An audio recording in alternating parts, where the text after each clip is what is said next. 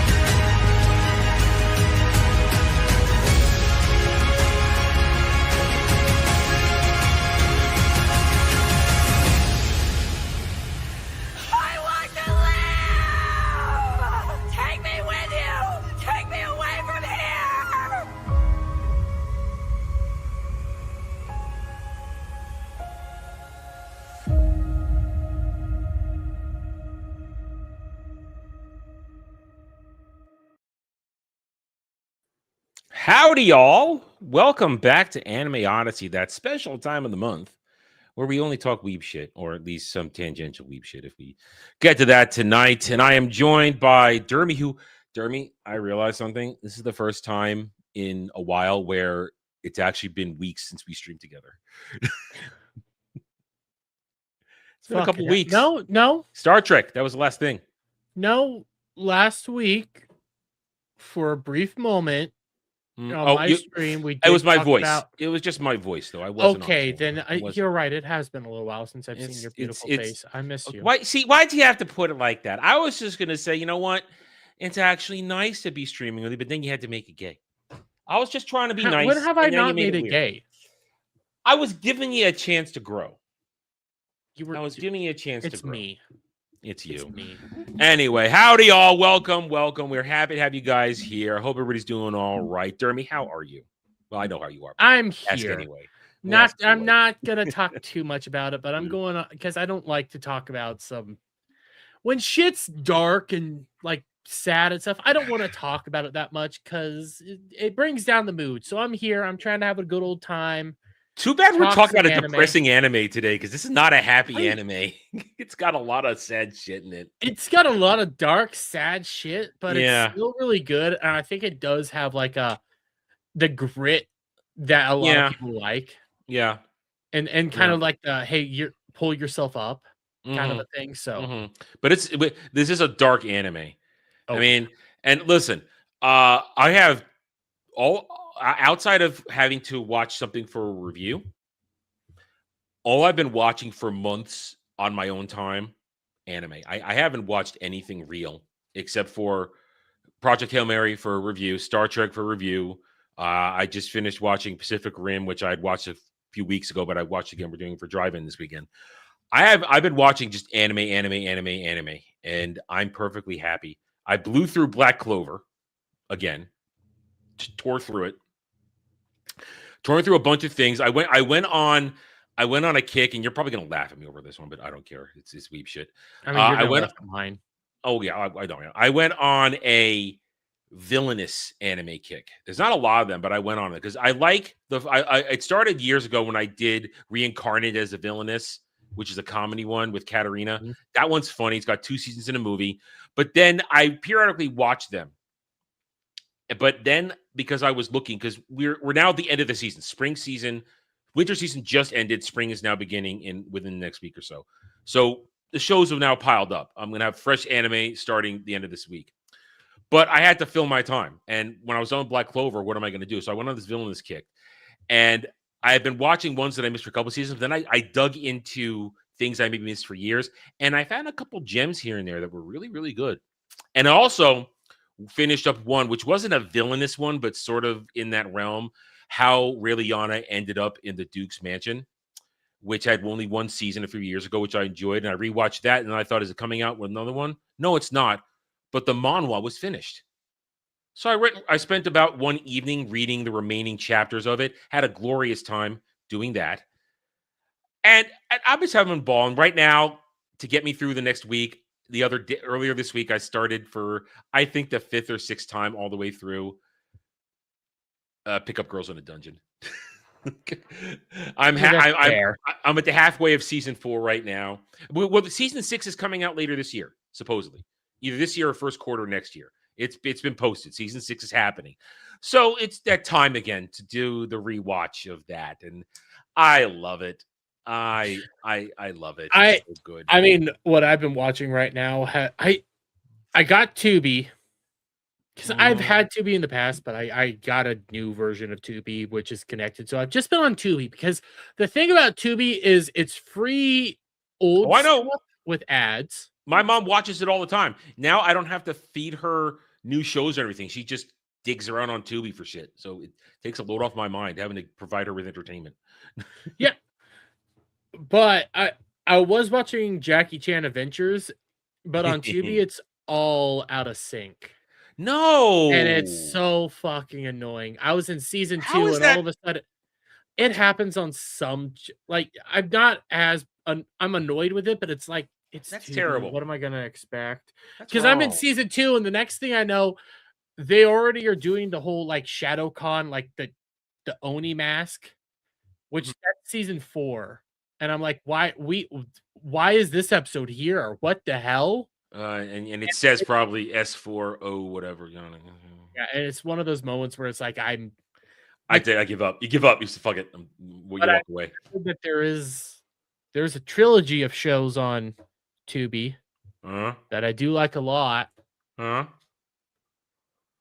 Transformers Armada, Transformers Energon, and Transformers Cyber Key. I started watching them again. We're not doing that now. We're not doing that. But I also watched, because of the Transformers, I went back and for some reason I've been on this massive Transformers kick, mainly the anime ones. I found like the Transformers Robots in Disguise, that animated one from like 2001. It's all on YouTube for free. It's not good. Oh my god, it's so bad. But I've been watching that, and then I finally saw Transformers 1, and I did not hate it. I've seen parts of it. I find it disgusting. I'm a 1980s kid, Generation 1, G1 guy. I can't stand anything after it.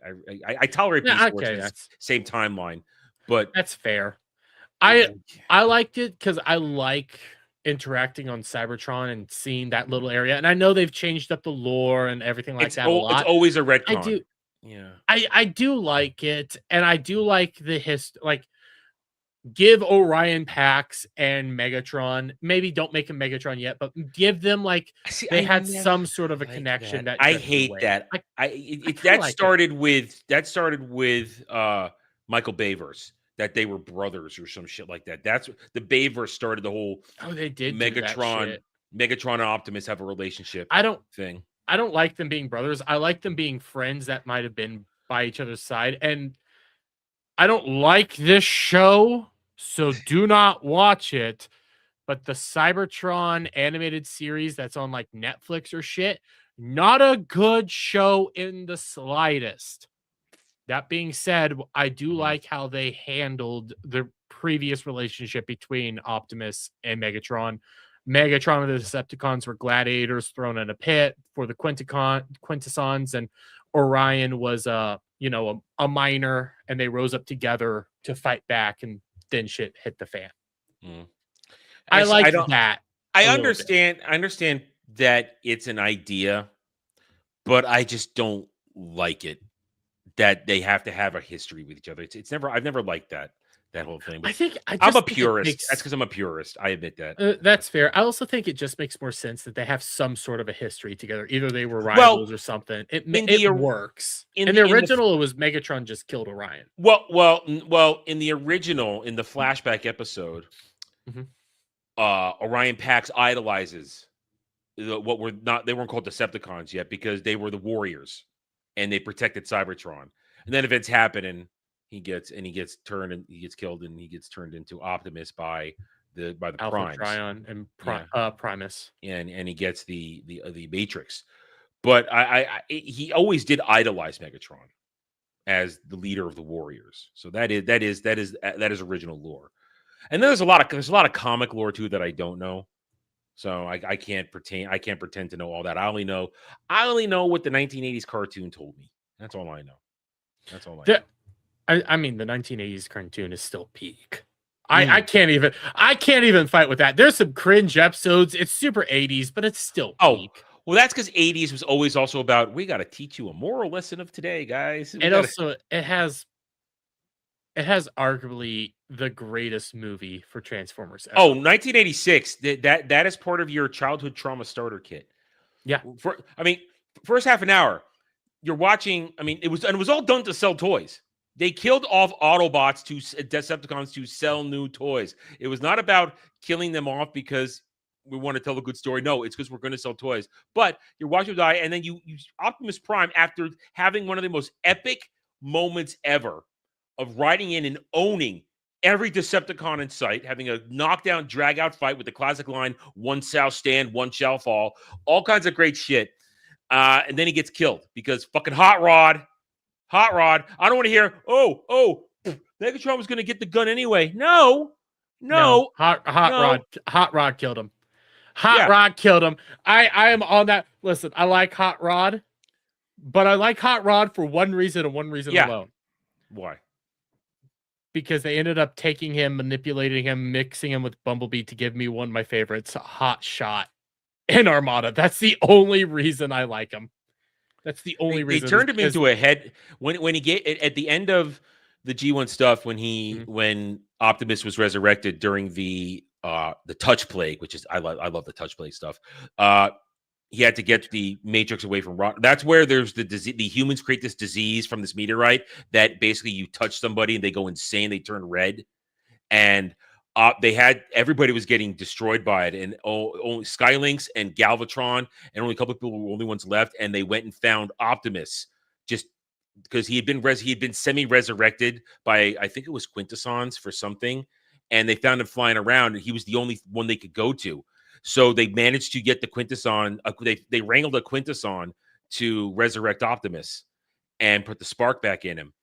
So they got Optimus alive, but the problem is they needed the Matrix because that was the only thing that could heal it. But Rodimus was infected. So they coated Optimus in white paint, which is actually kind of amusing because then if you took out the base unit for Ultra Magnus, it was a white Optimus. So if you wanted to play that scenario, you actually would have a white Optimus back in the day. So you could actually play that scene out with that stuff. But so then Optimus had a fight with Rodimus, and he got the Matrix away, and it turned Rodimus back into Hot Rod. And then you went and did the whole Headmaster series. And because Spike's kid got crippled, they turned him into a Headmaster so that he was Hot Rod's head. And I know that sounds gay and weird. Headmasters is weird. Even what they did to Scorponok, they were terrible. That's the original version of Scorponok, where he was just a city, and then that leader of that race made himself a headmaster and bought Scorponok box. Scorponok was one of the best Transformer toys ever, though. That thing was this big. It wasn't. I've seen it. I had that one. It was great. Listen, that was also one of my Roe beasts that would fight Voltron because it was the only thing big enough because they never made large size. It's fucking cool. Oh yeah, Scorponok was great. Scorponok was awesome, and then they changed him a lot. But I still think he's cool. I think he was cool all the way up until the end of Energon, and then they did the movies, and we don't talk about that.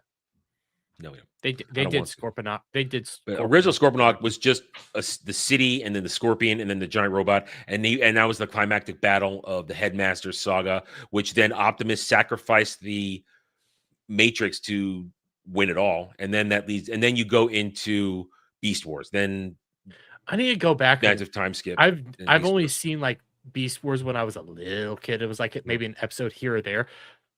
I try to go back. It's aged. Drace loved it. 80s Transformers no. This is aged a lot. Beast Wars is 90s. Beast Wars is 90s. I know. So like, but like, well, that's the beginning of the CGI animation era, right there. Yes. So like, but you have like the 80s. Yes, it's aged, but it's still timeless. It's it's original. It's look like it's original cell animation where they individually did all this stuff with the hand and then this and that was glorious. And then you go to Beast Wars. That has aged a lot, and it's hard to look at. Well, it also goes through several phases. There's the original, then there's Transmetal, and then there's Beast Machines, which was the conclusion when they went back to Cybertron. And I had some Beast Machine toys. That's why I want to watch it, because I was like, I don't know who these people are, but I have these toys. Here's the thing about the Beast Wars, Beast Machines era. Well, not my favorite. That's Dre's favorite. Dre loves that. Well, not my favorite. The character work throughout all of that is really, really good, because by then it's not about selling toys. They're ready to tell character stories. So they told some really good character stories all the way through Beast Machines. So they really did a good job there with that. And that was a weird tangent, Transformers. Yeah, I was what we were talking about and doing. Yeah. Doing why we've been, longing for each other. Oh, don't. I had to. I'm going to end the stream right now and just go play Crimson Desert. Fuck it. Listen, whatever keeps me from having to actually go back to Resident Evil 2 right now. Oh, listen, I said it this afternoon. I know you're thinking about it when you get to it. I want to see you play Crimson Desert. I want to see how you're going to handle this game. Because we're gonna do game discussion tomorrow on Roundtable. It really is. I'm gonna go fuck off the game. From the moment you're out of the little prologue, it is an ADHD fun time. I literally fucked off for 50 hours before getting to chapter 2 of the story. I fucked off, and I'm still in the starter zone. I'm still in Herndon or Haran, whatever the hell it is for zone. I'm still there. I love this game. It's a lot of fun. And just slight tangent. And now I'm massively leveled up because I've been gathering the skill ups and all that kind of stuff, and I've been pressing my combos. I annihilated the story bosses in chapter 2. They were not a challenge for me because I have the combos and the weapons, and I'm leveled up with that kind of stuff, and I've crafted up my gear as much as I can. Unlike DSP, who couldn't get past one side quest boss who we all call Dildozer. Everybody who ended up playing the game for a lot longer came back to the dude and ended up just wiping the floor. I stumbled onto him. I was clearing out the zone where he was, and I didn't realize that it said defeat the excavator. I thought it said clear the excavation. So I'm basically destroying cranes, thinking of crawling, and I'd run out of food, which is their health regeneration. And I saw a cooking pot in the middle, like, a cooking pot. It's unguarded. I need food. And I jumped in there and I triggered the boss. I wasn't ready at all. I had 70% health. I had no healing to speak of, really. And I had my gear, and then here comes the Dildozer. And Sam had been telling me, have you fought the guy with the drill? I'm like, I don't know what you're talking about. And I stumbled into this thing. Now, I did have something called the Palmer pill, which is basically your Phoenix down, to make it easy for you to understand. You can resurrect yourself when you go down to 30% HP. I had to use a couple of those, but I won the fight. I used my techniques and my abilities. I used my, what I call the force push, the axiom push to stun him. And I beat the crap out of him. And I kept him at arm's length with my spear. Did a lot of dodging. And I won the fight in one try, essentially. I got resurrected, but I won it. I re-resed, but I won it. I watched the DSP clip. He just ran in there going like this. Yeah. No, didn't think about that. Oh, maybe I need to watch and see what this thing's doing. Complaining, oh, I just slaughtered minions by the thousands. And I thought snort, not cough. Different guy does cough. Does a snort. And now I run at this guy and I just run in there and I die. Yeah, because fighting trash mobs and fighting a boss are two different things, dumbass. Yeah. It's always been that way, but yeah. I mean. And I fought something else called the Crimson Nightmare, and that took me about 45 minutes because I had to figure out what to do. And I actually had to learn to dodge better. I had to learn to dodge better. I am getting an itch to play Crimson Desert. I am getting that itch. I get paid tomorrow, so I might pick it up. I recommend it. I'm having a blast. Jed loves it too. Jed played it yesterday. I think we got a Jed raid early. He was playing it tonight. It's a blast. Everybody who's actually playing it and not getting into it for 5 seconds and then crying are having a ball. Because no two gameplays, except for the story, no two playthrough is the same. You fuck off in a direction and see what happens. It's great. It's great. Anyway, playing I have like an army of games I'm playing at. You have a massive backlog. You have a massive backlog. Yeah. And then Pokemon keeps coming out, so I'm also playing Pokemon in like my free time. Yeah. So. All right. Let's. I think we're bleeding viewers, or at least I am. We gotta get back on topic here. Anime. Transformers was semi-anime, but listen. Half the fun is a tangent. You never know what's going to happen. But anime. All right. So we're here tonight to talk Gachiakuta Season 1, which just aired this year. It's a recent new one. The Season 2 has been confirmed. And there was controversy surrounding the mangaka who created it, but it turned out that it was all made up by weirdo stands. And there's been several controversies around her because the weirdo stands want to utilize both basically her works and herself for their political agendas, and she's not actually wanting to do that. She just wants to tell her story and have a good time. Yeah. So, there's been all sorts of things. Plus, she has come out and said that, hey, could you not use my characters for your profile pictures or change them up for your artwork, because I kind of don't like that and it could confuse people and they all hate that. Like, she is I wouldn't say she's a controversial person. No. Weirdos make her a controversial person. What she's actually really cool. Like when you start learning about her, she's really cool. It sounds like she just wants to make her world. And for the people that are enjoying it, she's happy to interact with them. But for the people who want to hijack it, it's basically, whoa, slow your roll. Don't use my characters for that. Don't put words in my mouth when you mistranslate what I'm saying in my native language. And just because I have colored hair doesn't mean I subscribe to your fucking bullshit. Just because I have colored hair and sometimes I shave my eyebrows doesn't mean I'm with you. I am a Japanese woman mangaka who just happens to be a little eccentric. Which, listen, mangaka are very eccentric people. They're interesting individuals. I mean, Oda. Listen, Oda hides from the world because if everybody knew what he looked like, the man would get mobbed wherever he went. And I actually really do like, though. I don't remember her name right now. It's on. I didn't look it up, but I like her as a mangaka because she's also really accepting of the fans, and she wants to put out good quality content, and is working like alongside the actual animators and making decisions for the show. That's always good.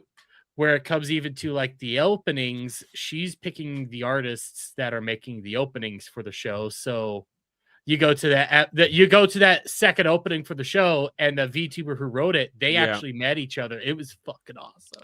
That's good interaction. That's healthy interaction. That's showing respect to your base and stuff like that. And That's what makes things popular when you cater to the right people. And it goes back to what I was talking about.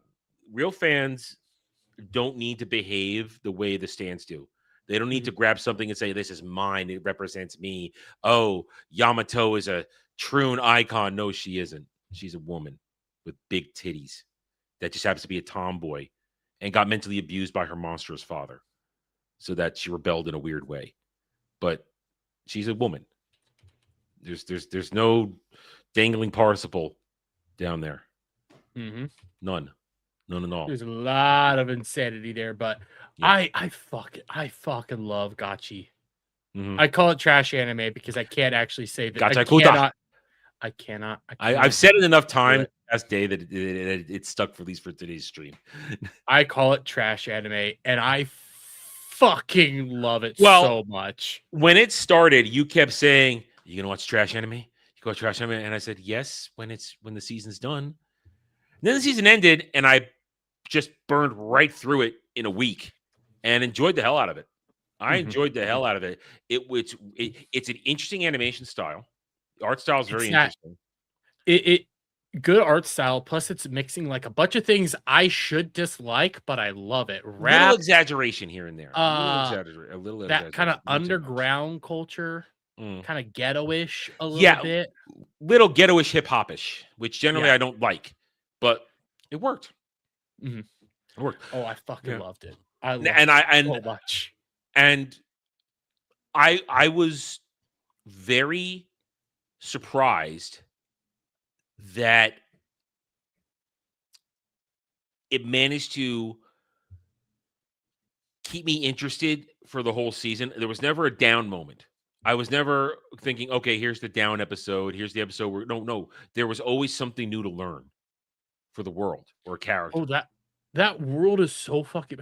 I keep forgetting because I'll be honest, I didn't watch it prior to this week, but I mean, it's still just so. I watched it 2 months ago. I didn't watch it for this week either, but it's so fresh that I remember what went on. So it's not. But that's kind of where I'm at with it. Yeah. But I keep forgetting the first episode takes place on the sphere. It starts up top. It starts up top, and then you're down at the ground, and then the world just opens up, and you go like, "Well, oh wait, fuck! There was a lot of shit still up in the sphere that we haven't even addressed." Well, yeah, here's the real too. This is Earth. It's Earth in some distant future where they at some point, at least this is my understanding of it. At some point, they managed to create flying cities, and they just threw all their trash over the edge and created a world of garbage below. But at the same time, there's this barrier between them now. And we know it because there's that one scene at the climax of the season where I think it was the gatekeeper. You see the gatekeeper. You see a real blip of the gatekeeper that's why you can't go back up. Because there's an actual entity there that just annihilates you if you try, unless you got the wings. Unless you're the dude that has the ability with the wings. He apparently can go back and forth. Because the one that murdered Rudo's the main character's name, right? Rudo? Rudo. Rudo. Yeah. And I think murdered Rudo's foster father. I think I may or may not have been spoiled on who it might be. I don't know. No. I remember you kept getting spoiled during the season because you were on X and you didn't block people or mute them. Yeah, and you did research too. I think it was I was doing a little bit of research because there was another thing similar with like the controversies. There was one character that they tried to say was a trans individual. I almost said a word I should not say on your channel. Yeah. And it wasn't. And then by researching that character, it was like, oh, motherfucker. I know a little bit about that character now, and I'm not happy. See, this is why I'm not going to spoil it for you, but thank you. I appreciate that. This is why I don't do research on shit. This is why I remain surprised.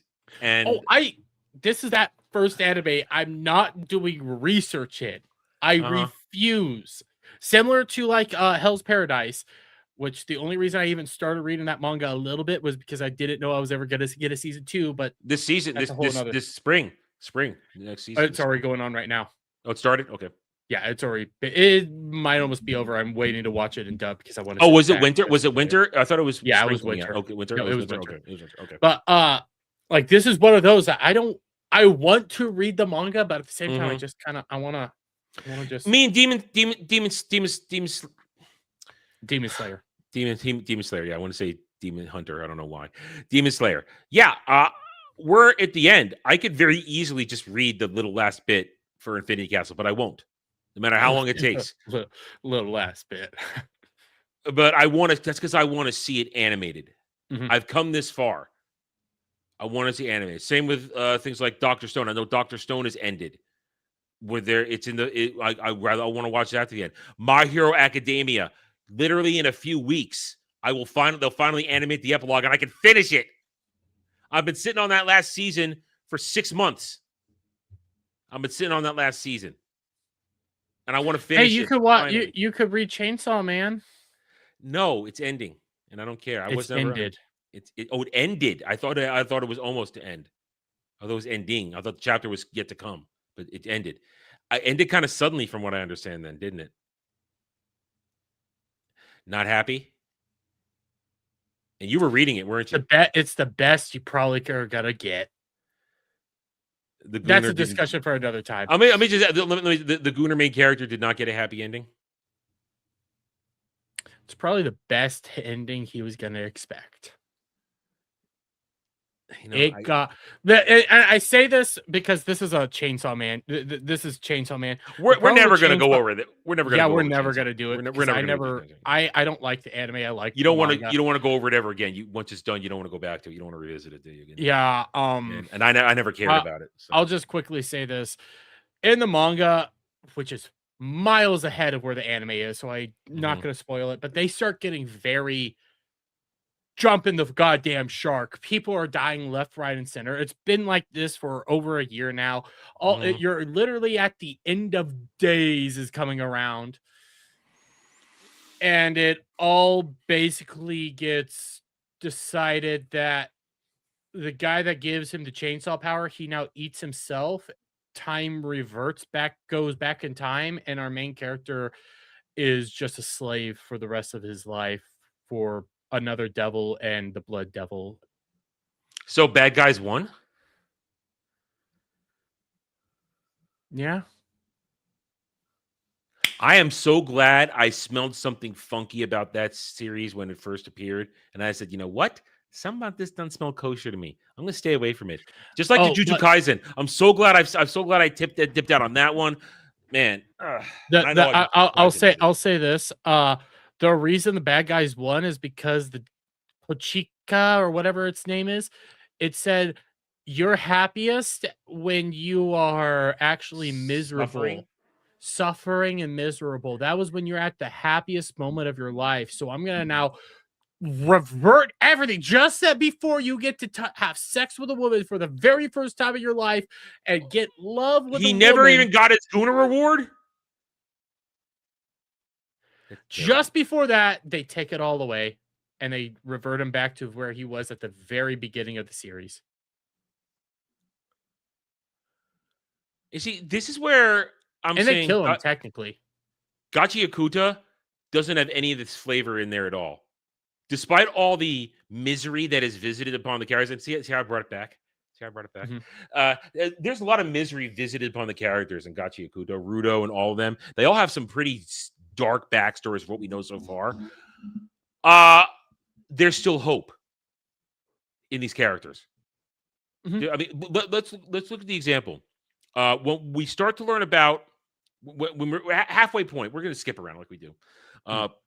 When they decide to go look for answers about how to get back to the surface or the sphere, and they go look for Big Titty, what's her name, who's living out in the wastes. Amo, and her. I have the names pulled up right now. Thank God it's anime. Thank God it's anime, but it's Amo is her name, and Big Titty. Oh my God, her story. That's abuse. That's what we call, that is literal grooming.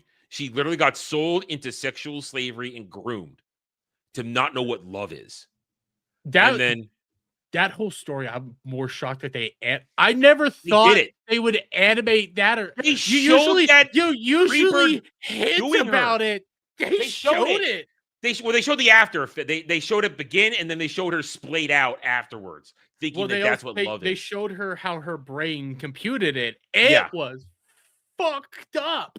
yeah, yeah, yeah. I mean, that's why we're talking. That's why I would say this series has some dark shit in it, but there's hope because even though she deserved to get punched in the face by Mhm. Rudo, she deserved it. But that's because she's broken. And then Rudo, and then the kindness was shown to her, and then real friendship begins. I would say it was like real kindness because you also had Yeah. that moment. I don't remember what Engine said, but you had after Rudo punched her out and you then Mhm. began getting that backstory, Engine took him away and started talking about him about like, hey, she's been going through shit. Hey, weren't you going through shit Mhm. when you first came down here? Yeah. What did you want? Well, Because that's a big Engine's a brother. great character. That's That a big big brother. brother taking little bro. Come here. We're gonna talk for a second. I'm gonna pull you back. We're having a little talk here. You got to realize that she's going through the same shit you went through, maybe even worse. Because at least she didn't get fucked in the ass. All right. You didn't get fucked in the ass. Yeah. Oh No, God. that's what I'm saying. That's what I'm saying. She was abused, and the sick of thing, she thinks that's love, and she thought it was. Eventually, she got groomed into that. Her mother sold her into slavery for shits and giggles money, and some sicko groomed her until So, she got her hands on the boots and and got power. the weird thing was that sicko that groomed her, he was like a known predator, he was a known Hmm. hunter, and there's apparently a bunch of those slave guys out there, but this one was like one of the worst ones. They like all of them were talking about you were having the references to just how bad he was, and it was because of that exact reason that he didn't give a fuck at who they were. He's gonna taste his very young product. Hmm. Hmm. Hmm. PDF file. PDF file. PDF Hmm. file. And that was shocking. I'm like, holy shit. Because, see, this is one of the things I love about anime, a really well done anime. An anime can make me hate a character so much. Before her backstory, I'm thinking, oh, this bitch needs to get knocked the fuck out. She needs to have Satomi. And then her backstory, and I went, oh, fuck, they got me. They got me. They set me up to hate her, and then they showed me how messed up she is, and now she's a victim. And now she's gonna be part of good guys, and damn, she has those big titties though. Damn, she's winning me over that way too. She does have a great outfit. Outside of her outfit is barely hanging on for dear life. Outside of the secretary at the cleaners, them two got the biggest titties in the show. But The secretary? Yeah, yeah. yeah, the secretary with the whose item is her glasses, and Simiyu. I don't remember. Yeah, That's her name. who Black. weirdly at one point her hair grew long at one point and then it was short again. I didn't see that one. There was a moment where she was on after an event, her hair was really long, but then it was short again.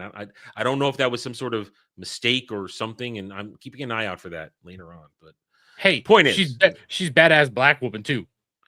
yeah, she a dark skinner. Dark skinner. And fuck. Yeah, of course I remember titties and not names. Have you met me? To be fair, I've only seen it like, once. I don't have the we names both yet. only watched it through once, but at the same time, we're talking about some real Japanese names here. Yeah. And not just real Japanese names. We're also talking about some wonky names as well. Like Yeah. your main four characters: Rudo, Engine, Zonka, Ryu. Yeah. At least And listen, one I'm of those into is Ryu actually too. Japanese. And I'm into Ryu. I'm into her. Mhm. She's I don't like her hips. That's the only part I don't. I like her whole build. I mean, it's that athletic build. Even though she's not packing super heat, she's got a little bit of stealth boob going on, but she's not packing what was she's not packing crazy girl hot girl. She's not packing hot girl weapons, but she's got that lithe athletic figure that is still really hot. And also, I like her personality. Oh, her personality is so it's so fascinating. It is because it's cool on the surface, when you realize, oh, she's a stone cold fucking killer. When they're fighting, what's his name from the Raiders, the psychopath with the drugs, the poisons, that's Psycho.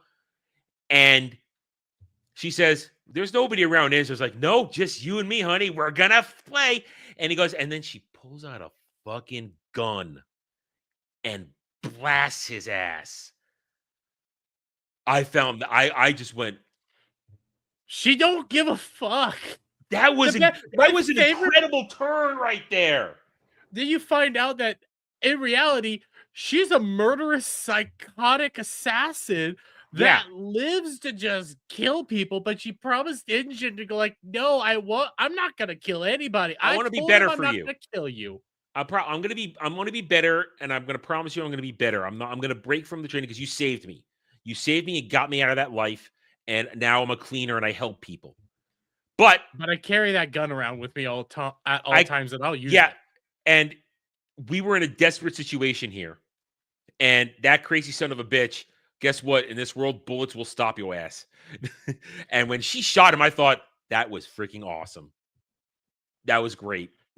I love the revelation that it was her that killed that did the shooting and stuff. Yeah. Especially the build up, because you're watching her battle the it was like an Amazoness electric chick, whatever. The chick with the hair. Chick with the hair, Yeah, the comb. chick with the hair. And you're watching her do that fight, and she's not really winning and stuff, but she's always like, I have a trump card, but you don't get it. And then it's just, oh yeah, gun, bang, bang. Your hair can't protect you from a bullet. I agree. I wasn't gonna use this unless I absolutely had to. I had to, bang, bang. You're not gonna die. I agreed not to kill people anymore, but you're gonna hurt. Yeah, and then she used it, and she used it to save them from the poison psychopath. It's brilliant.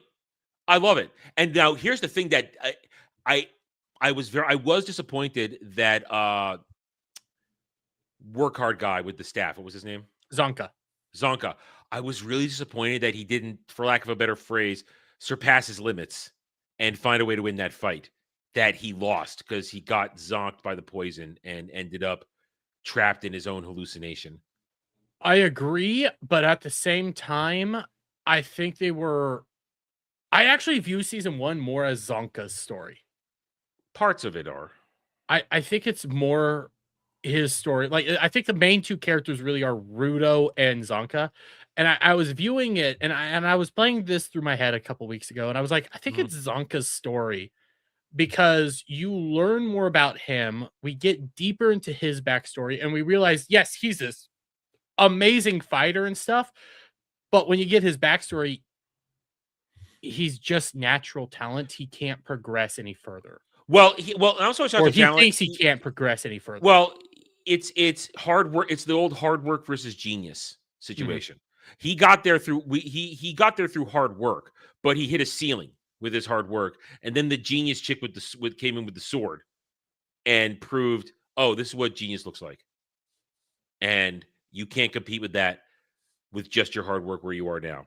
And so he lost his confidence and ended up and went to the cleaners. The chick with the sword, with that whole story of, they told us to pick a weapon, and I thought, I overthought it, and I picked my stick when everybody else picked a actual weapon. So now I feel like shit. But his whole thing is climbing out about that entire pit he threw himself in. Yeah, exactly. So I agree that he's going to get stronger, but I always want to see the heroes overcome a fight like that. But it was sad that he lost it, and then because at that point you hate that poison son of a bitch, the Raider guy. You hate that psychopath. You really hate him at that point. And then he got shot, so that made it better. Oh yeah, that made it all better. I do agree, but I don't know how once you get hit with that stuff, I don't know how you could. How you could survive.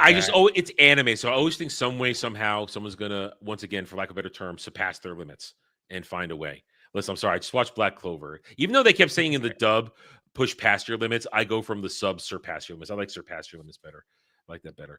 But I just always want them to find a way to win. But heroes do have to lose sometimes to get stronger, to have the adversity.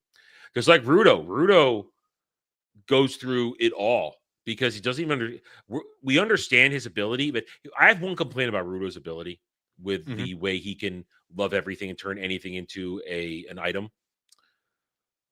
How does he understand how to use his items so quickly? They don't explain that enough in the season. I think it Is it I just think it has innate? something to do with maybe an innate ability Mm. because his item itself is his gloves. And I Mhm, do love how they deal with Rudo. Like he sees value in everything. It mhm, doesn't matter what it is, trash, whatever. And I love how they build on his powers over and over again. And I think it does come from just an innate understanding of what your item is. Like this thing that's mhm. super important to you. You just The love it Watchman so much that Watchman yeah. gloves are his item, but the gloves have their own power to imbue power to multiple items, Mhm. and that's it. It's just, I guess I want a little more that how he can know how to use an item because if he hadn't figured out how to use the I one or the reactive one when he was fighting Poison Guy for the first time, they would have lost. But he just knew how to use it, and I want that little bit more to help it make complete sense. That's all. Well, just have somebody come out and go like, "There's a level of innateness to it. Once you Yeah, unlock it, you know what you're doing." yeah. Just give me a quick explanation. I don't care how detailed or deep it is. Just connect the dots for me. That's all I wanted, without That's leaving fair. it head And canon it. what I do like is how when it comes to like their little items and all that, is it gifters again? Are they called the gifters? I think they're called gifters. I could be wrong. Cleaners? Cleaner. No. Well, no, like the people Oh, themselves. gifters. Oh, yeah. I think it is. I think it is. I should I have looked up think the so. terminology. I I was should have, busy today, so I didn't look it up. but like their whole thing, like they kept building on it. Like it could be any item. Any item could be that what it is. And then it's like, Givers. well, some Thank item you. givers. Okay. Givers. Thank you. Oh, yes. And then some items can be passed down and aren't just innate to you. And they're building out this stuff in just so unique ways Mhm. that I fucking love it. And I well, that's like just like the thing is, the Watchmen series is something that had I guess the longer something exists, the more power it gets because then it's recognized by everybody. And the Watchmen series one that, and then the pen for the artist mhm. ones that counts too. Yeah. I think this might just be me that there's just like the Watchmen series because when you find out the end, the people that maybe you've made it. Not gonna dig. Don't, we could spoil it. I mean, we're talking about it anyways. The Rudo family line there and its Mm. connection to the Watchmen series. It could also be like some of these people actually made them designed to do that. Yeah, that was that. How was that? Because we had it. I was talking to you right before because I finished it before you because you were waiting for the last couple of Mhm. episodes to get dubbed, and I'd finished it first. And I said, wait for that final thing with that reveal of his last name connected to the Watchmen series. That was a major The twist right there. were fuck, I can't remember. Were they the like they? It wasn't just connected to the Watchmen series, but they were like these original people that were down Yeah, there that had like deep yeah. importance to the world. And it's like, that's my last name. What the fuck? I don't know because we hadn't heard his last name up until that point. And it's also really weird because that last episode was I was starting to kind of drone out because it was kind of boring and stuff. I Well, was like, it was all that high octane stuff had happened, and now this is just the fallout. It's a classic without ending on a mega cliffhanger. It was an information cliffhanger, not a daring do cliffhanger. well, it wasn't just that. It was like there was some emotional stuff, but then they just started doing stuff with like the kids, and it was like, okay, whatever. And I then you don't learn, really and then you care. see Sweet. Io. Now, it wasn't so much a spoiler that Io was in prison because they showed her in the intro in prison the entire second half of the season. So you knew she was in prison. So seeing her tied up like that, that's your as your stinger. Okay, there it is. But we knew she was in prison because we saw it. I need her. Plus, I need to go back. I want to go back to the sphere. I will tell you Ah, okay. Basically, go ahead. before I forget. The one thing that I was disappointed about this Mm, is when you first went to the town with all the arts and all that stuff and all that. mhm. That was the guy who did all that magic and stuff. He just died that day. And they had this whole they ended up doing like a whole grief thing ending with a funeral. And that was Mhm. the first time Rudo ever saw a funeral and was like dealing with how what is Grief, this with the grief grief. and understanding of this. Yeah. I actually was kind of hoping that the end of season 1 would be Rudo giving Rento a funeral. I remember you talking about that now. Yeah. I didn't I need I that. don't I didn't need that. I think Because there's it's no because the closure is I think that would happen maybe after Vindication and Revenge. uh, Yeah, my whole thought around it was Rudo's becoming more of a normal person through this because he didn't fit in up in the spheres, even like where Mhm. he was. And he's starting to fit in. He's starting to understand stuff that he just hasn't been tackling these emotions and everything.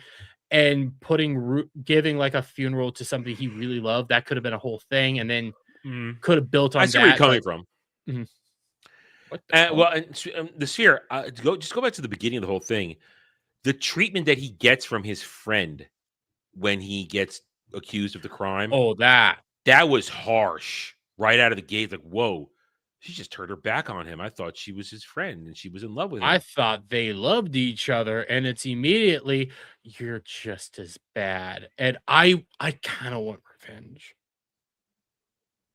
I kind of want to go. I want him to go up there with Amo and go like, I got a better one now.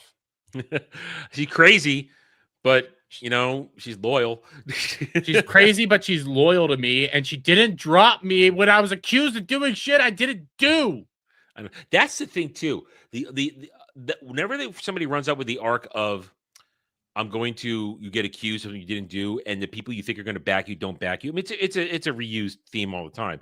That still always hits though.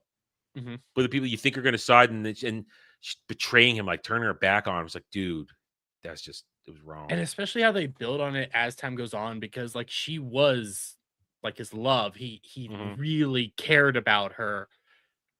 And yeah, just treat him like that. Yeah, do Yeah. that to him. And I still want to go back to the sphere mainly because I want to know what the fuck's up there. Why Well, is the sphere that way? yeah. Well, it's connected. Everything's going to be connected. I mean, why they guard it, why they are afraid of the Watchmen series and all that kind of stuff, and But all it's also it's the have and have nots where I true. thought the story was going to be based up on the sphere, Mhm. and then it's not on the sphere, it's on Earth. And Yeah. then it's like, wait, so there's people that are lower, like Rudo But was low class. He was the part of the have nots. It was garbage and all that shit. but And you go down to the Earth and it's like it's even I don't know, well, would it be because when better the or worse? sphere's moving, it's a mobile city. It's basically orbiting. Mhm. No, without orbiting, it's within the atmosphere, but it's moving around, which is why the trash is everywhere. They generate a lot of trash up in that place. They do. Well, I mean, I have you ever seen the anime fuck, I can't never mind, don't there was an anime that has a similar synopsis after a certain point you realize that oh my god, we're actually on a sphere. You thought it was a fantasy, but it's actually modern day post-apocalyptic. Oh, It's oh, oh, Plunderer. oh, what? Is it Plunderer? I don't know. I was gonna say, are you thinking of Eureka 7? No, Okay. Plunderer. It's a fun anime. Oh, Yes, it's Plunderer. Oh Plunderer. no, yeah, I know it's about Plunderer. I was Yeah. disappointed with that one in the end. Well, it's It the fell apart in that the second half of that animes. I mean, it was the chicks were hot, but the second Yeah, half of but that first season, it fell apart I don't completely. think you're ever getting that season 2, Oh, so I don't care. I wasn't yeah, that invested. apparently the manga got really good, so I kinda wanna read it. Maybe I'll put it on the think about list because I did watch Plunderer and I thought it was Mhm. interesting, but then when they do the whole flashback and you learn of what they were and what they got turned into, and that was Earth and sky and below and all that kind of stuff. But, It's yeah, I mean, they even shown yeah, that, like, you do produce a lot of waste, and they're just raining it down more or less. So true. that it makes sense that you could do that, and also over how many years, how many generations, how long has this been going on? Mhm. That it I will all say in all, it kinda here's the makes thing good then. sense. I need to see the sphere though. I need Mhm. to see what it looks like, the structure. What are they generating? What are their resources look like? Because they're clearly not mining resources from below. Oh, they're self-sufficient above. And So they're really, really luxurious. They're mm, so I can't think of the term. They're so luxurious and unneeding of resources that the moment a little dull might get a little wasteful. ripped, they just throw No, it out. Yeah, wasteful. They wasteful. just don't care. They have no care for these objects that it and that's a big thing. Like every little thing has its importance, but like Mhm. you take a stapler, oh, it's out of staples. I'm just gonna throw it out and get a new one. That's practically Yeah. what they are, Yeah. which I I need more of that, and I don't feel like we got enough. Well, I mean, I wouldn't be surprised because it's just season 1. And this is a common thing I've had a lot of thoughts of lately when watching anime because, as I said at the start of the stream, I'm in one of those modes right now where all I'm watching is anime because it's fulfilling what I need for storytelling. And there's something about manga and anime that they're able to get across so much so quickly, yet it doesn't feel rushed. When the good ones, mind you, not the mediocre slop. Because every season there's the slop that you just watch for semi amusement. But I'm talking the good stuff, the stuff that becomes memorable, the stuff that becomes collectible, the stuff that becomes talked about and hangs on and gets praised. The good shows get in 6 episodes, the first half of any first season, if it's a 12 episode, 13 episode season, they're able to get so much done and so much across in that first literally just 2 hours, 2.5, 3 hours of television. And you get connected. And this is one of those shows, and that in those first 6 episodes, it's the world is presented to you, these characters are presented to you, and you're asking questions, and I'm just sitting there thinking, wow, okay, I'm ready for this ride.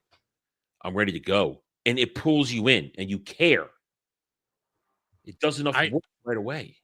I remember when I first saw this anime, I was like, it looks like something here. I'll watch the first episode, and I was hooked.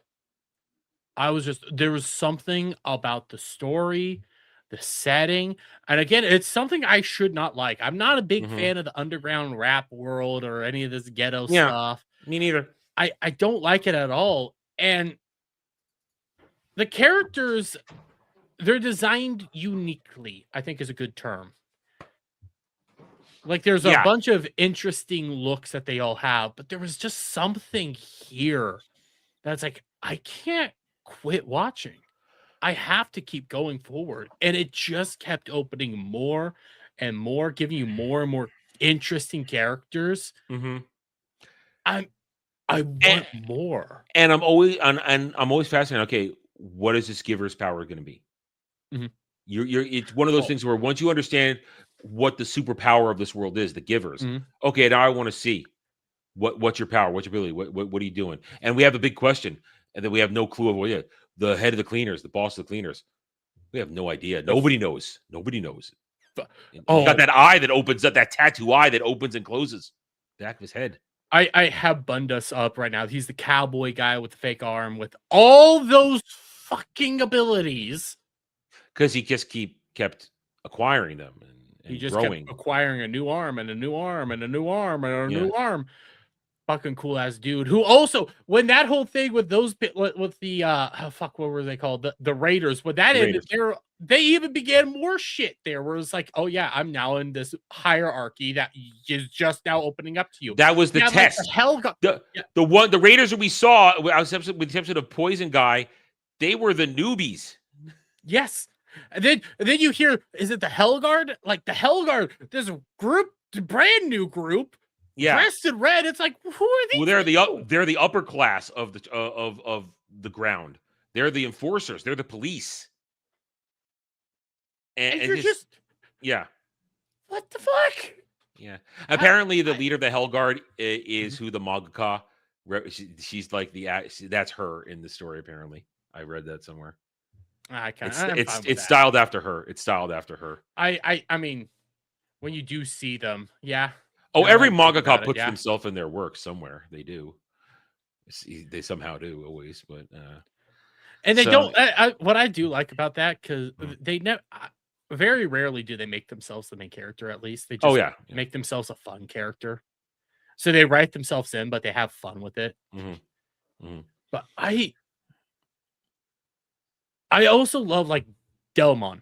Delmon, who's the big guy with the water gun, who yells.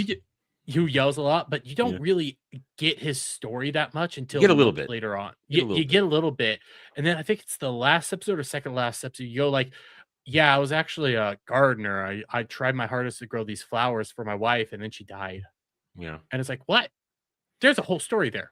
There's That's what I keep saying. There's a darkness to all of this, but there's still hope that. And once again, this show is playing on the whole found family thing, like everybody does now. It's always found family, and they managed to do it in a way that is not insufferable.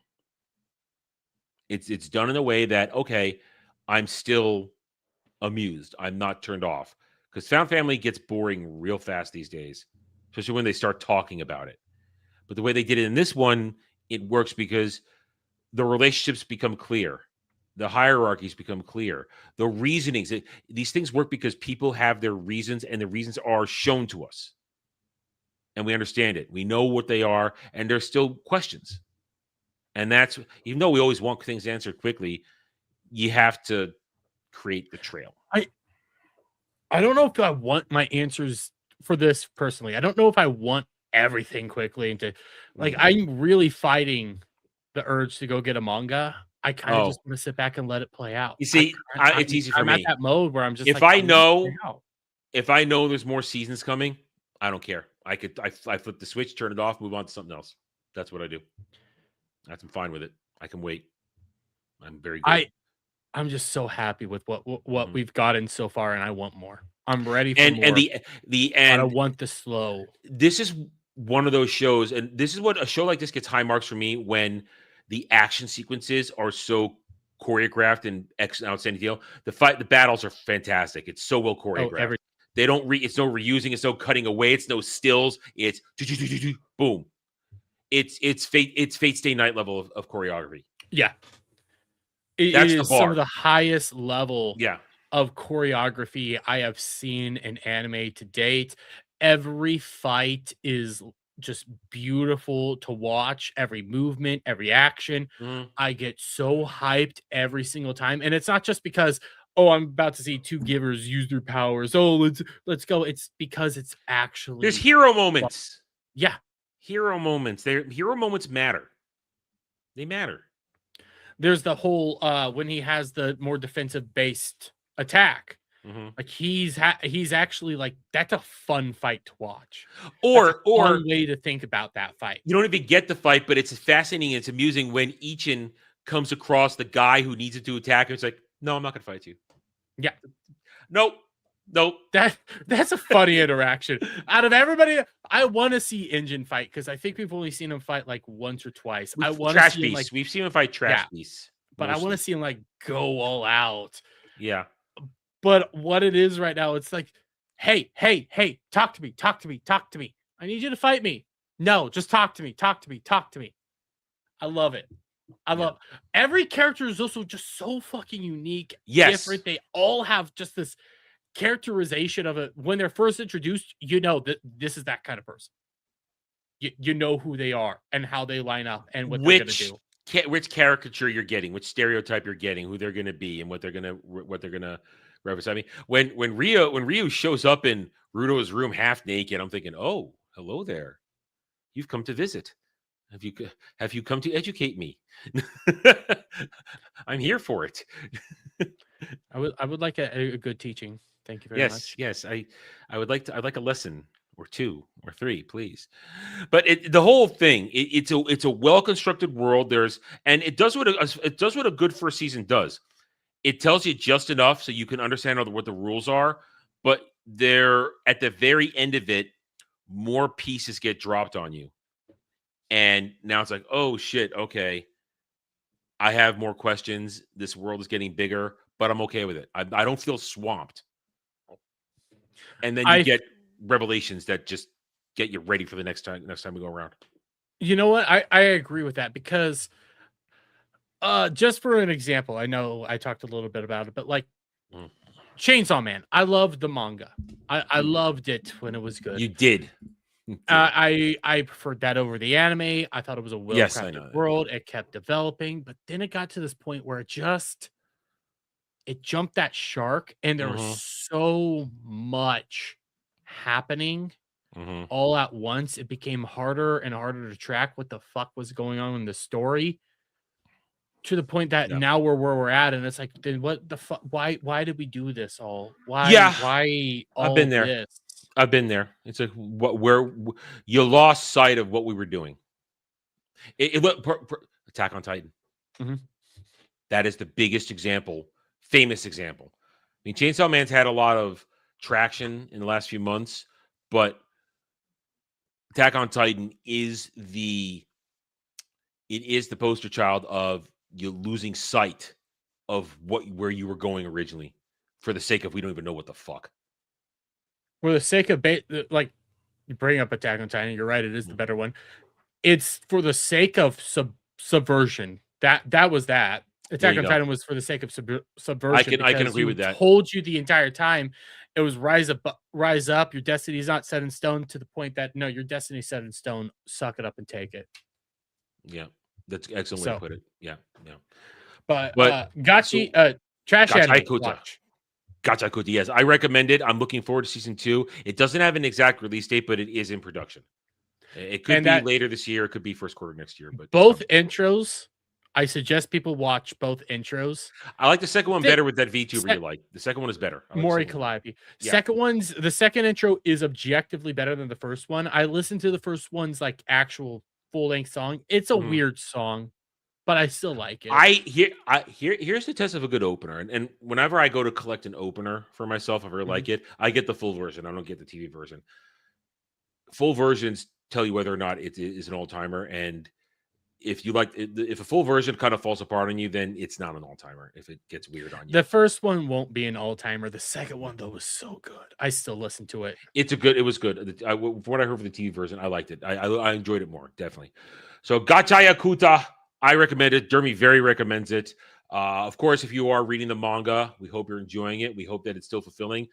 As for me, I will wait for season 2 because I'm patient that way. Because I will go to a manga, just like I said earlier when we were talking earlier. If something is never going to get if it's never going to get a season 2 or 3, if it went to a certain point, go read the manga, or in this case, like I did earlier, the series, the manhwa, which is the South Korean version of manga. So Dash just asked me a question. I see it. Is Dead Account better or worse than Trash Anime? Because I can't pronounce it. Dead Account. That's the one that I've been watching right now with the Exorcists and. Oh, I haven't started that one yet, so I can't. I can answer. I would say it is not as good. I don't want to say it's worse. Okay, it's not as good. It's a different style of an anime. It is good, but it's not like we're talking tiers here right now. Where with starting tiers, I'm not going to go, oh yeah, this belongs to Full Metal Alchemist level. No, I'm not going to do this. Oh, we're not going to play the Freering game. Yeah, we have our starting tiers. I'd say they're both really good for seasons. One's just a better quality than the other, and that would put Trash Anime is a better. Going to when I'm looking now, what I would say is a good comparable one to A World Is Growing. Togen Anki is comparable to Gachiakuta in terms of starting off with a full 24 episodes and giving us a taste of a world where it keeps growing on us and you keep adding stuff and there's layers to it. That I think is comparable to Gachiakuta, Togen Anki, which I really enjoyed. I really enjoyed Togen Anki. I need to finish up Togen Anki. Yeah. I'm halfway through. Dead Account, it where I'm at right now with Dead Account, I say it's like a maybe a tier or just it's not as good. It's gonna be a fun one. It's like a good comparison might be maybe a My Hero when My Hero was first starting, where it was good. It was good. My Hero didn't really pick up until like it builds. So, it builds over time. That's kind of where I'm putting with Dead Account, where it's I can see there's a build here, but it's not like, oh, let's go. Yeah. So okay, I'll give my thoughts on Dead Account once I get to it this season. Now that everything's coming, seems like a lesser Jujutsu Kaisen. I think it's more fun. I think it's more fun than Jujutsu Kaisen. Jujutsu Kaisen. That's something that suffered massive recency bias as something that got way bigger than and way more important than it really is. Jujutsu Kaisen has, I would say, Dead Account is like a combination of My Hero with Jujutsu Kaisen.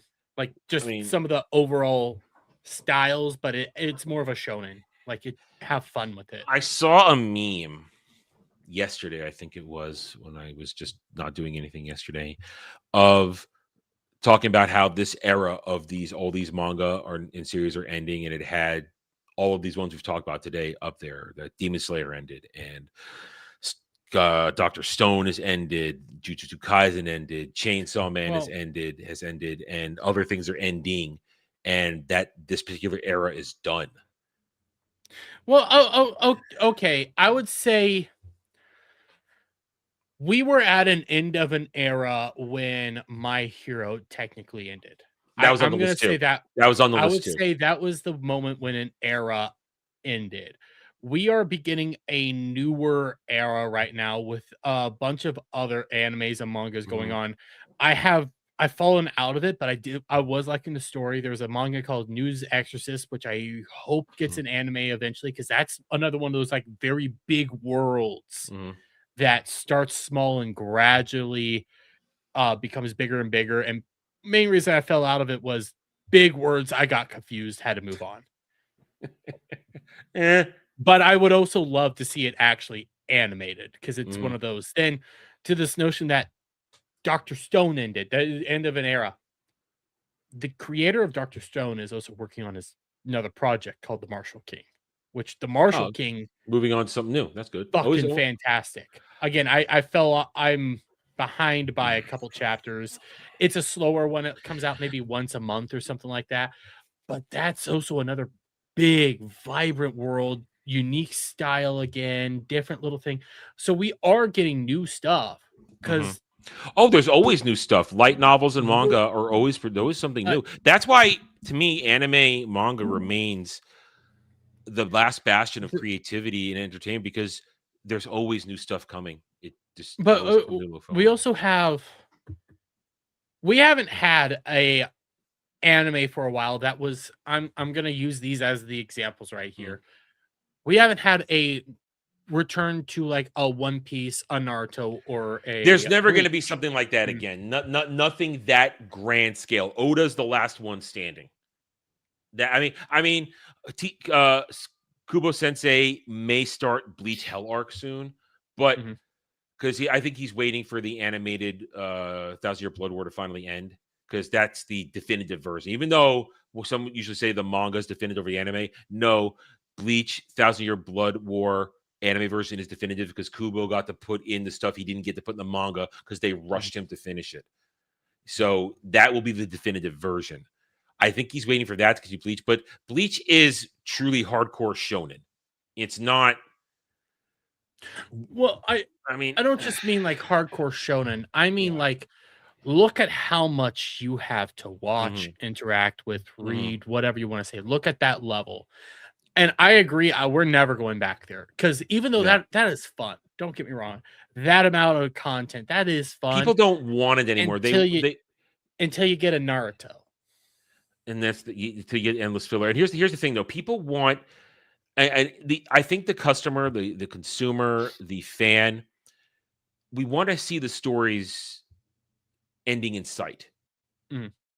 And Well, the only reason we forgive Oda Sensei is because he's Oda Sensei and look what he's done. mhm. And But it's yeah, but he's grandfathered look in. at Boruto.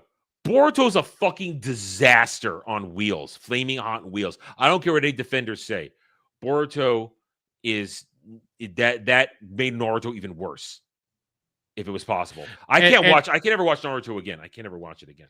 and what we're Alpha Omega, when we're talking about never going back, we're never going back to What we call these the big three, big three and era, like this massive story that spans basically decades decades, to decades. actually tell the story. It's like you're Yeah, never going back to that. And the main reason you're not going back to that is one, what you said, Adam, but also like people don't want their stories to be fast. They want a good length, but they yeah, don't want to be sitting there for years yeah, waiting for somebody to power up, get yellow hair, and then blast a bitch.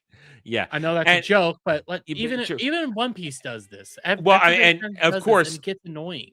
I mean, we'll talk. If we should Mhm. give time, we'll get to our One Piece breakover. I just caught up today because that's what I do. I wait till Anime Odyssey Day and then I catch up on the chapters for when we do this. We were wondering what was going to be like when Luffy and Loki and Zoro and Sanji entered the fight. Yeah, they arrived and annihilated everything. Yeah. It wasn't even a contest. Everybody else is struggling. Is this? Yeah, they showed up. Loki in freaking Nidhogg form shows up. They just annihilated everything. It wasn't even. And now, of course, Emu is up against Brook and Usopp, and Luffy has shown up, and now he's pissed, and so is Loki. But that might be a little bit fight because it's Emu we're talking about here possessing. But they have reached that point where okay, the level up have stopped. We've reached it.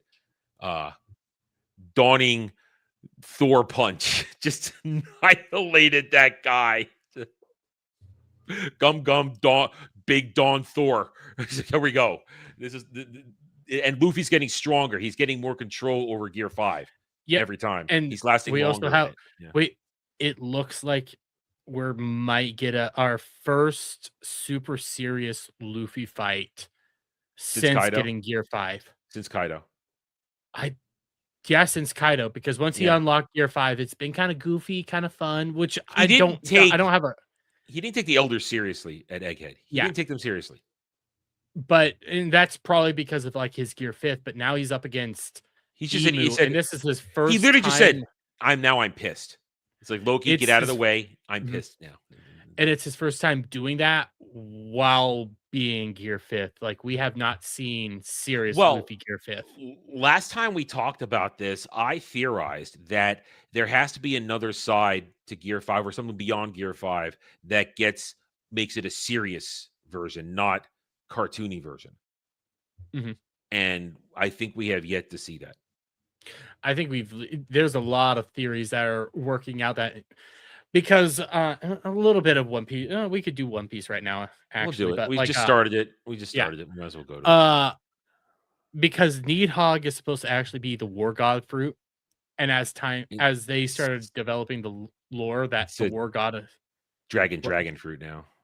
Well, yeah, but it's also supposed to be. That's because the hammer. Yeah. And the War God and the Sun God are supposed to fight. I know they said that in the backstory, but not now. That I don't think they're going to. I don't know. I don't think Loki's going to become a Straw Hat. Some people think he's going to become a Straw Hat. I don't think. Well, he can't have it. He doesn't fit on the sun. Luffy asked him. I know, but unless there's something magical where he can shrink down, how does he stay on the Sunny? We build a new Sunny. Can't build a new Sunny. I think they're there. They're gonna get. Yeah, they're at. Okay, yeah. Hang on. Yes, they're at the source of Adamwood. They're literally at the source of Adamwood, right there, at the World Tree. Of course, those who know, Nidhogg is directly connected in Norse mythology to the World Tree. His den is at the base of the World Tree, where he eats the roots of Yggdrasil, and that makes him immortal. And so calling Loki's full transformed Nidhogg. Now that means also I wonder what his demi-human form is going to look like. We have not even seen it yet, which will be fucking fun. Yeah. But and you notice his eyes are back when he's dragon. His eyes are back when he's in dragon mode. Yeah. Ooh, I'm excited. I am loving where we're at with One Piece right now. Plus, characters are finally getting upgrades for the first time in I don't know how goddamn long. We have a stronger Frankie again. Super! Oh, yeah. Well, you heard what one of the which Vegapunk is that? I just forgot which one. That is Lilith. Lilith, yeah. Hear what Lilith said. She says, "Oh, your body is at pacifista level." Frankie is as strong as a pacifista, but he just needs more energy. So I mean, he designed himself to be like a pacifista because he was utilizing the early sketches, the early design models that Vegapunk had left behind there. Yeah. So she gave him that special cola. Super cola. Now he's on par with all these pacifistas, and it's like, motherfucker, let's go. Mecha Frankie.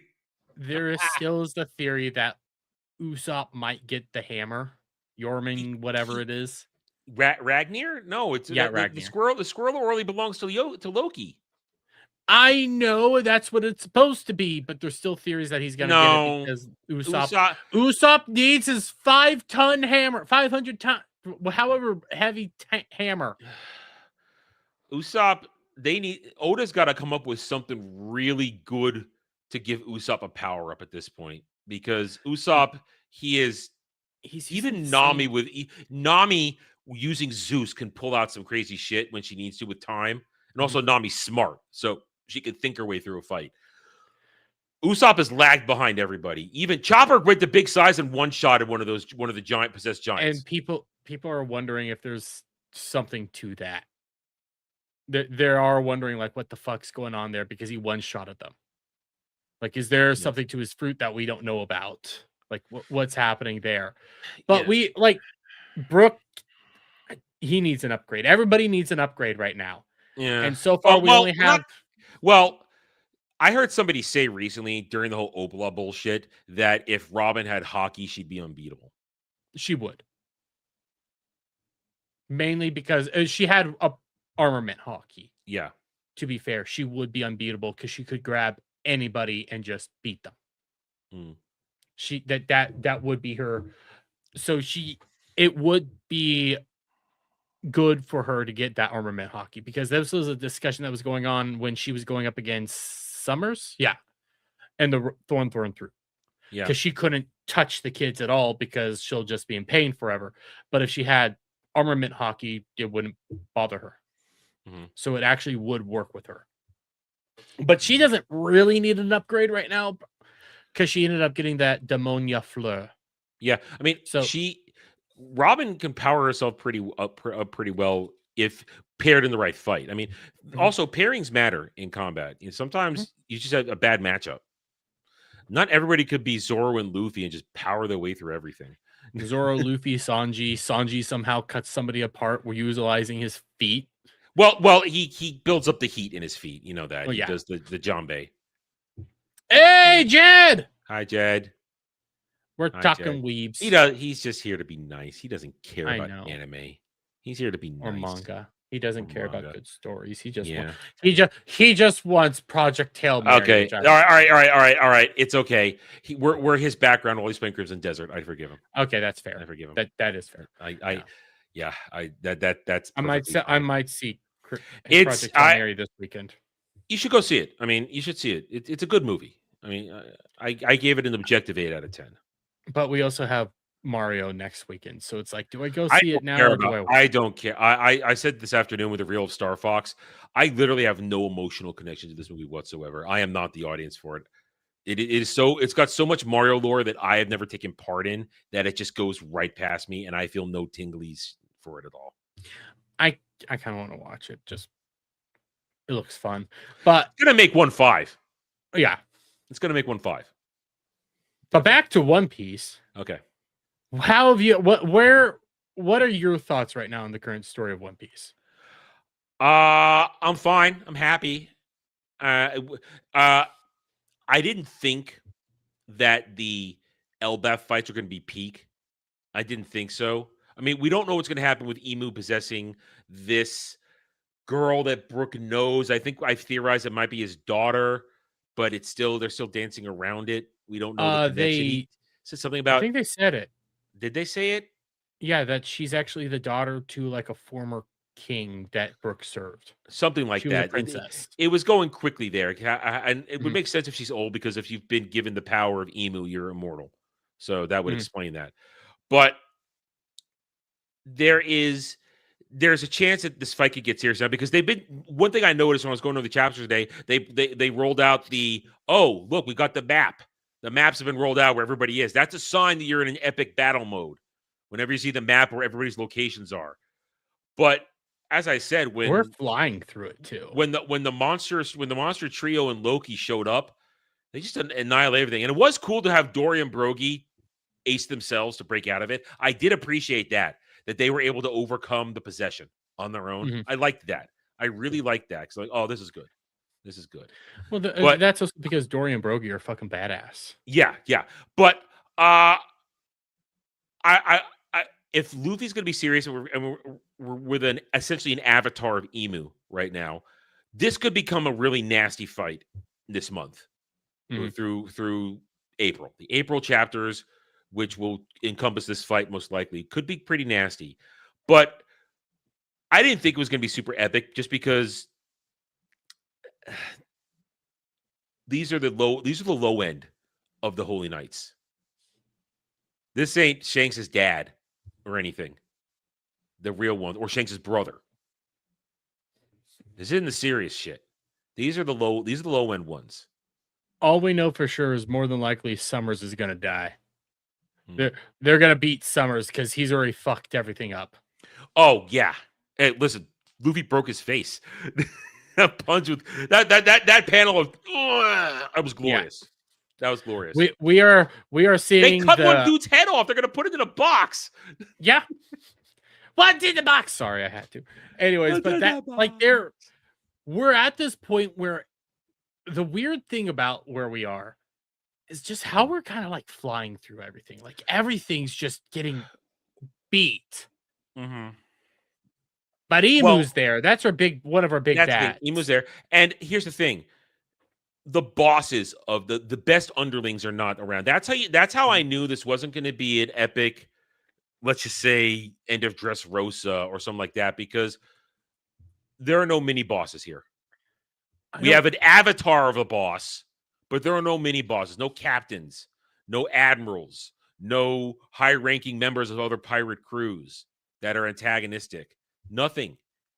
This whole just like with Egghead, even though Egghead was an insane fight on the way out the door with all the elders there and stuff like that, it was cool, but it wasn't definitive. It was just that was there for show.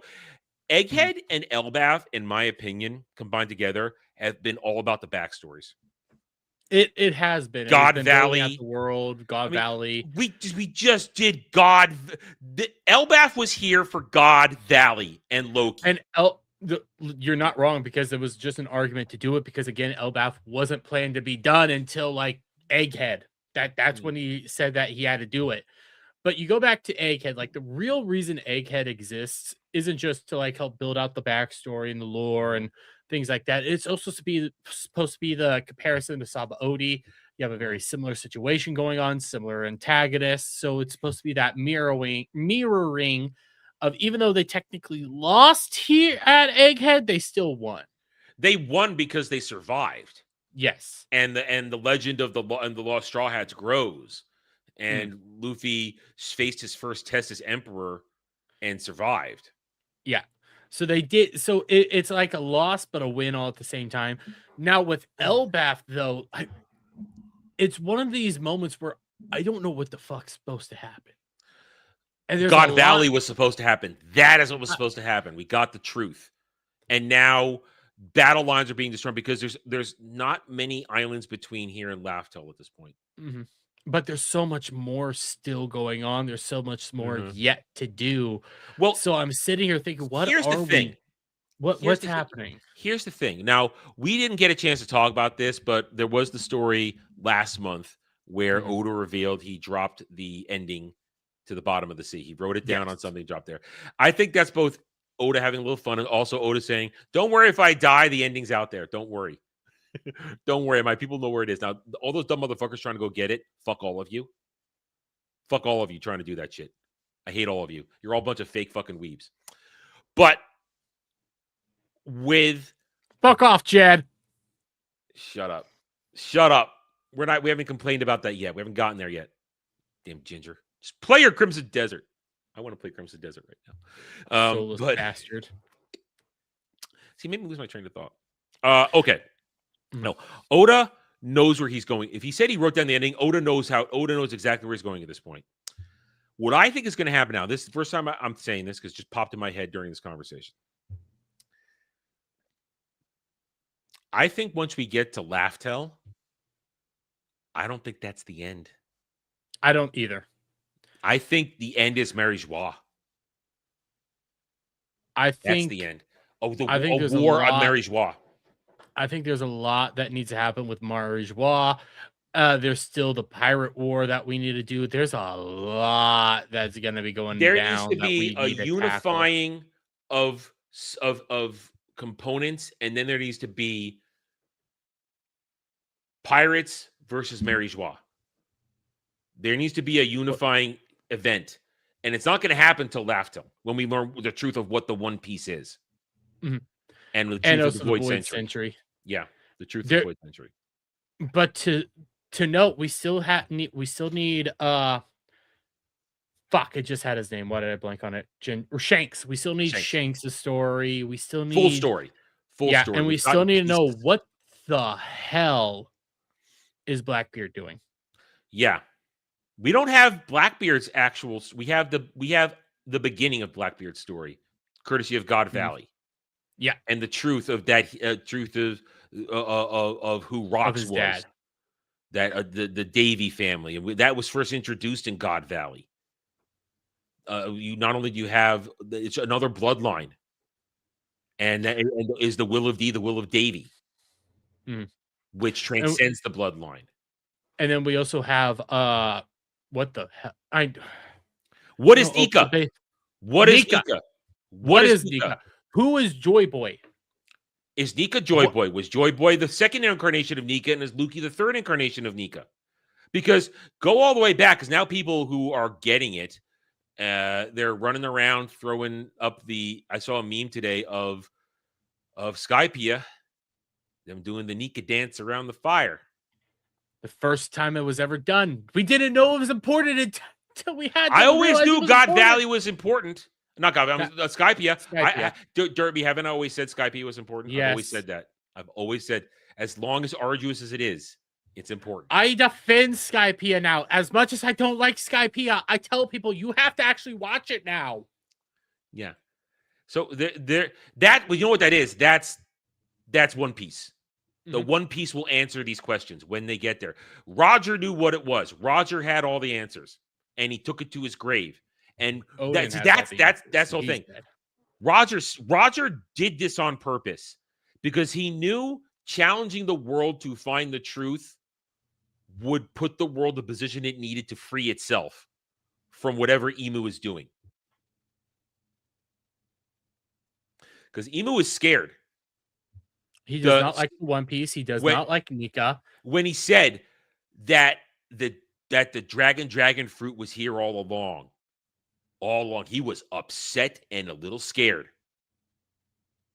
So that's it's just tearing through his army right now. You can't stop Loki in Nidhogg form. You can't stop that shit. Luffy's the only one who could possibly stop it, and Luffy's riding on his back, even though he's bitching at him. Yeah. Oh, that moment when the giant parents were trying to save the kids, I got emotional reading that. It's such a good moment. Everybody says Oda can't do emotion. Dude, those are parents. Just if you're gonna die, you're not gonna die alone. It's filled with also the brother saving the brothers, everybody. The older brother saving his little brother, and then the teacher, the fucking teacher saving the girl. Yeah. Everybody, it's them showing that we're sacrificing ourselves because we love you now. We're going to, if you're going to die, we're going to make sure you don't die alone. I was thinking, they're not going to die. Somebody's going to save them. But I was feeling emotional. You know, because like, oh man, this is getting me. This is. Oda's been able to do fucking emotion for a long ass time. Anybody that says that he hasn't never fucking watched Whole Cake Island and you get the pudding, all the shit with pudding, which still makes me tear up. Mm-hmm. They're all retarded. Sanji's going back. 100%. That's his waifu right there. Yeah, he'll swoon over the other girls, but that piece of ass is waiting for him now. He's got that on lockdown. She loves him, and he doesn't realize he loves her. Because again, that's because he's Sanji and he's a gooner. Well, no, his memories are gone. Oh shit! I forgot that. It's been a while since I did Whole Cake. Yeah, it's been a while. That's the reason that story hits me so hard is that he forcibly removes his memories so that he can just leave and not feel guilty.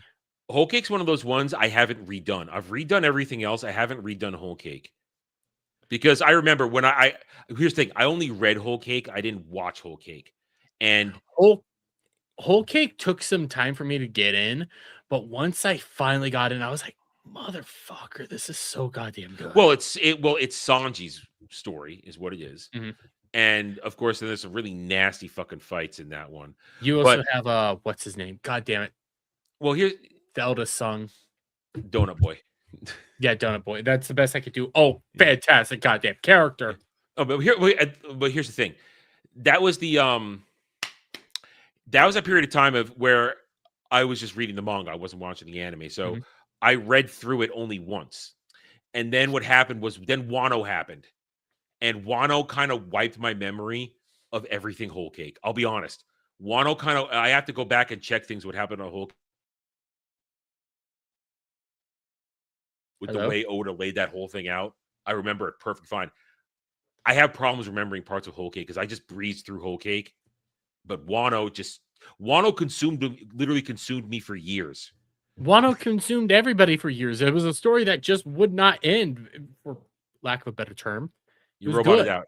You're frozen. I think my internet's crashing out a little bit. I've been having weird internet. I think my router's been overheating lately, and then it starts to kick out, and I have to unplug it and let it cool down for like 20 minutes.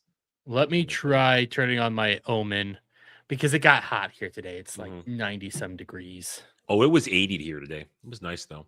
Right now it's 74. Wow. Anyway, what was I saying? Yeah, so that's I mean.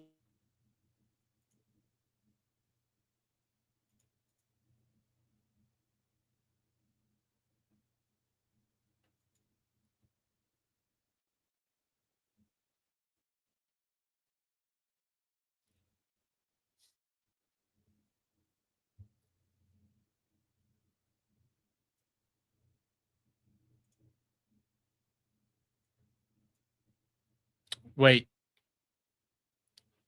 did Adam's internet die? Wait. Is Adam frozen or am I frozen? Who's frozen? Wait. I'm confused. On my stream instead. Okay. Oh, he was the one that was frozen. I thought I was frozen. It was like, well, fuck. I guess my stream's done. No, it was Adam. Adam's the one that died on me. So Adam was the one that was dying the whole time. It wasn't me. It was him. You're not frozen on Adam's stream either. I thought Adam was. Wait. Question, because I have no power. Did Adam cut out earlier when he was talking about Wano? Like when he said that before he said that I roboted out. Did Adam say something or did I say something? Or did Adam like cut out? Because now I'm confused. Was he the one having the internet issues and was I the one that was okay?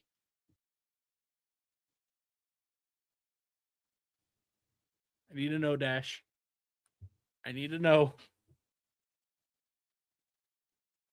Well, chat.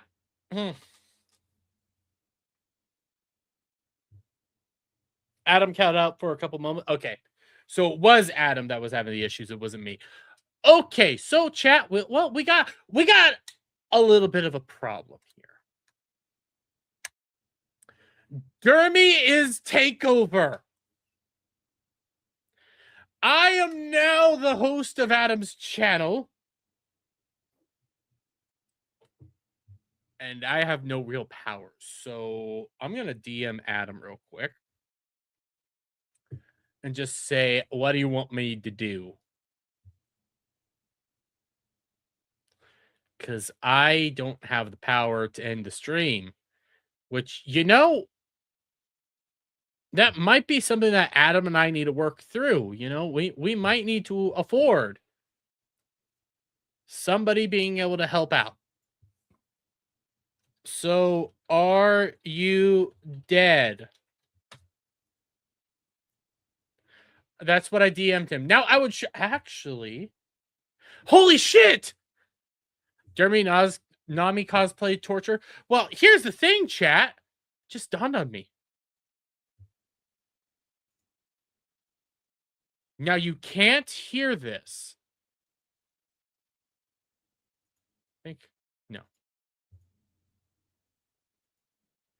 Let me double check. Does this work? So I'll pull up. Will this work? I can still run a show. Now you can't hear. Actually, you could hear. Oh. Oh. I could run a show. Say all the slurs, get Adam's channel ban. I'm not going to do that. I'm not going to do that. But I could run a show until Adam gets here. It's my show now. It's my world. I could do things, guys. Chat, I could do things like okay. Give me a second. Give me a second. Let me I think it's this one. Okay, so something that's not going to get Adam copied. Just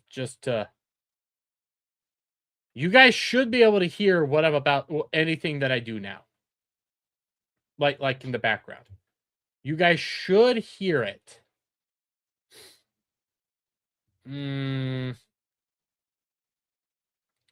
What's something that won't get Adam in trouble?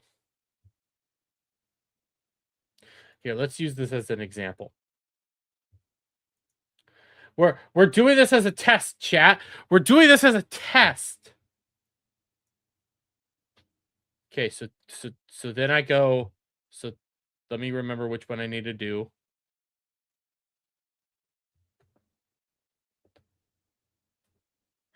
Do you hear this? You should be able to hear this. Tell me if you hear this.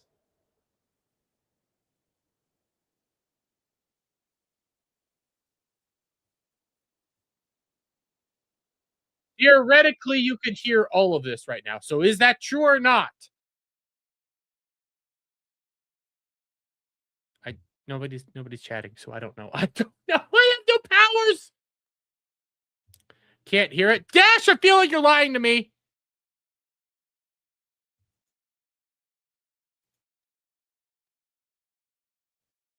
You should be able to hear it.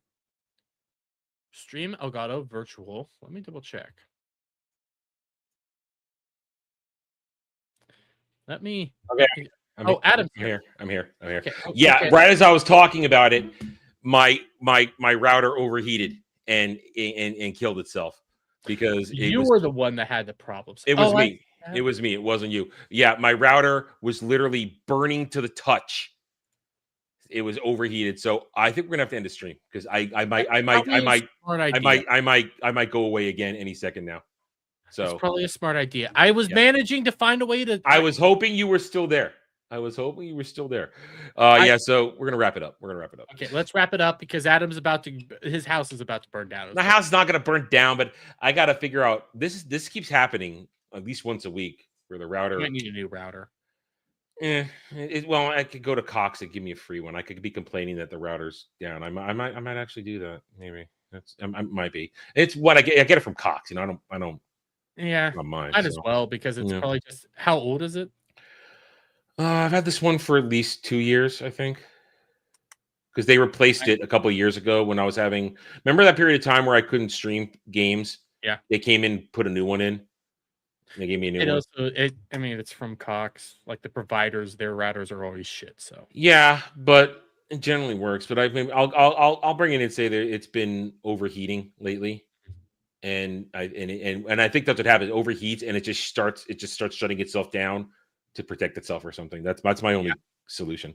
My only conclusion. So we're gonna wrap it up, guys. So sorry for that little interruption here, and I can't see in the studio here. I'm gonna have to refresh studio screen so I can know when to end the stream. Anyway, Jeremy.